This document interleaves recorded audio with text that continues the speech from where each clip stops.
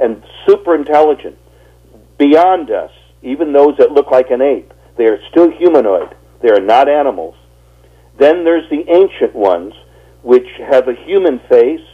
Their arms are not as long as the Sasquatch, and they don't have the pointed heads. They have regular round heads like us. And those are the ancient ones. The Bigfoot researchers lump them all together because they don't know any better. They've never seen more than one to differentiate. Most of them have never seen one at all. So they don't know what they're doing and where they're going with all this. So they want to shoot one or get a close-up picture, and that's all. And they don't know what they're dealing with. Now, the third race of people are those with a snout on it. Some of them look like a bear a little bit in the face.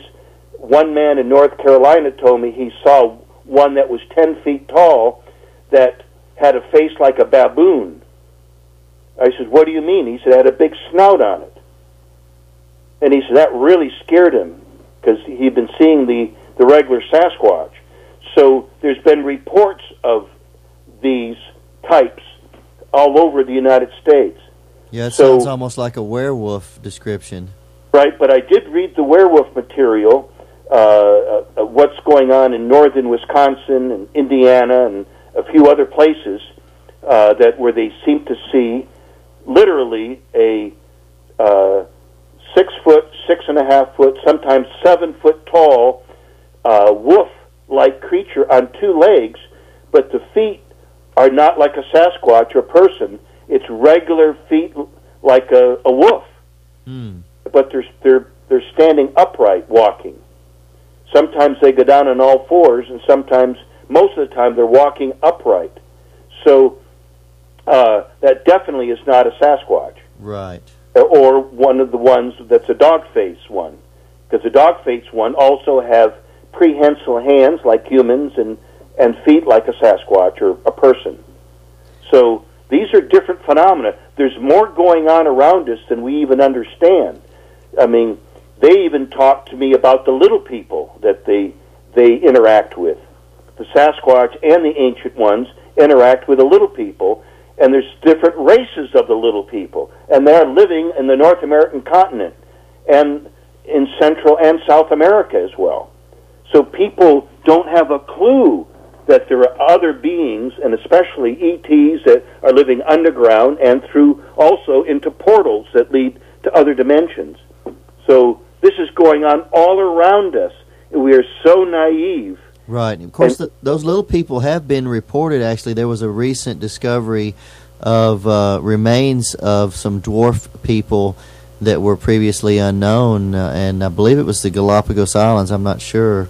No, it's the ones that and I've been to the Galapagos, but this was supposedly in Indonesia. Oh, yeah, that's right, Indonesia. Yeah, and when they asked the local people about these bones, they described the people as being like 4 foot tall, hairy beings. Right. Which are part of these other beings that, like the Sasquatch or like the Yeti and so forth, like the ancient ones. So, yet we're trying to label them as a extinct people rather than an extant people with hair. Because right. Just because they have hair, it doesn't mean that they're an animal. Now, so this is important. I mean, I asked an ancient one in 1985, I said, how long have you been here? And he says, for millions of years. He says, we were brought here by our friends, the star people. And I decided to throw a monkey wrench in, if I could say that word, sure. into the conversation by asking him, excuse me, I said, well, what about Adam and Eve? Just to see what he'd say. And he said, oh, well, we don't know anything about Adam and Eve. You're going to have to wait and ask our friends, the star people, because they're the ones who brought them. And I said, what do you mean by that? And he said, well, we were seated, meaning his people. He said, our people were seated here long before your people were seeded. And that's the word he used, seeded. Okay. So he said we are genetically engineered and we're brought here by their friends, the Star People. And I'd like to just make a comment here. Okay. For a statement. If anyone's interested in purchasing my book, The Psychic Sasquatch and Their UFO Connection. Yeah, where can they go to do that? They can call me at 425-844-8409. That's right outside of Seattle here. Once again, 425-844-8409. Or you get an autographed copy. It's basically $20, but when I send it by mail, it's with tax and with the postage, it's $25. And they can send it to Kewaunee, Kewaunee. My last name is Lapseritis,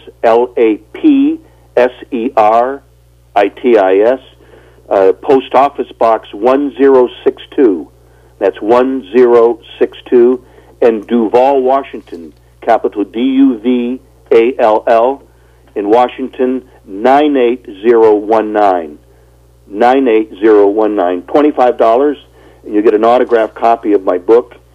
And my new book, The Sasquatch People, will be out in January or February.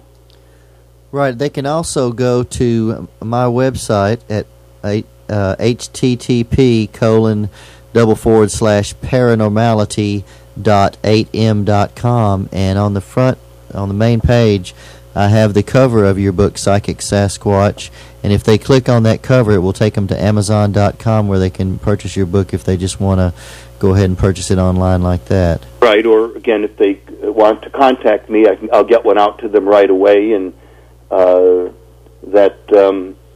it'll be autographed and everything as well. Right.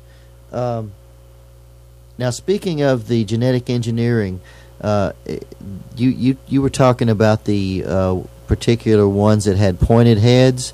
Is there a story behind that? Because I had heard a strange story about that was that some of the ones that have that trait, that was something that a certain group of aliens had done to control them, or some kind of mind control thing or something? No, there are some bad ETs that put electrodes in the brain of the Sasquatch, and almost like a little robot, they can control the Sasquatch in order to do work for them. Now, it has nothing to do with their pointed heads. Okay. Now, recently, a man named M.K. Davis, who's a Bigfoot researcher down in Mississippi, says that they were using cradle boards to make the head pointed. And the average researcher has poo-pooed this. But recently, I was talking to a full-blooded Indian, and I'm not going to say anything else about the person because they don't want their name or anything out there. And they said that the Cree and Flathead Indians up in Montana and southern Canada, in that area, were taught how to use the cradle boards on the heads of their children, just like the Sasquatch do with their children. And why do they do that? Native American told me, and I asked her, I said, "Do you know M.K. Davis?" And the answer was, "I don't know who you're talking about. I don't know any person like that." So it was just, he just came out this summer about that, and I can't believe that I was talking to this person and they, mentioned this. I never brought it up or anything. So the Native American person told me that the average Native American isn't going to say anything about this because they've been made fun of and exploited and everything over the years, and I can't blame them. Right, they basically share your view. I have a website, and I think it's White Wolf, and they mention on there that your descriptions and your research validates the experience that they've had, And basically, this is how the Native Americans. It's nothing new to them. They've